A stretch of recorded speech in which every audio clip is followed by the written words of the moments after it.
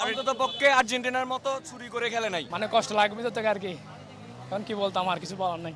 রুশ ক্লাস বলতে গেলে আমরা আজকে সেরা খেলছি, আর্জেন্টিনাকে যত রকমের যেরকম আছে দুধভাত মনে করছি। হ্যাঁ, আমরা মানে ওদেরকে গোলবারকে বলে ঢুকাইতে দিই নাই, আমরা অলওয়েজ সেরা, সারা জীবন সেরা থাকবো। আমরা এখানে স্টার আরো একটা লাগাইছি, ইনশাল্লাহ 2023-এ আরো একটা লাগাবো। পাসিং দেখছেন আপনি, আমাদের পাস ওদেরকে আগে বলতে হবে যে আমাদের কাছ থেকে পাস শিখতে হবে। 856টা আমরা পাস দিছি, বুঝতে পারছেন?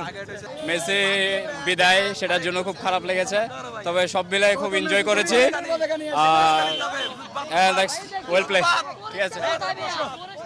সবাই বলছে আর্জেন্টিনা শুরু থেকে ভালো খেলতেছে, কিন্তু শেষ ম্যাচ ফাইনাল ম্যাচেই কিন্তু বোঝা গেছে যে ভালো টিমের সাথে যখন আরেকটা ভালো টিম খেলে তখন বোঝা যায় কোনটা ভালো টিম, কোনটা আসল ভালো টিম। এটা দেখেন 120 মিনিট খেলা চলছে, এখানে বোঝা গেছে কোনটা ভালো টিম। অন্ততপক্ষে আর্জেন্টিনার মতো চুরি করে খেলে নাই। 115 মিনিটে একটা শট নিতে পারে নাই আর্জেন্টিনার মতো এত ভালো টিম। 115 মিনিটের ভিতর ভাই একটা নরমাল টিম, ব্রাজিল ভাই নরমাল, যে কোন ভালো টিমের খেলতে গেলে 105 মিনিটে একটা শট নিতে পারে।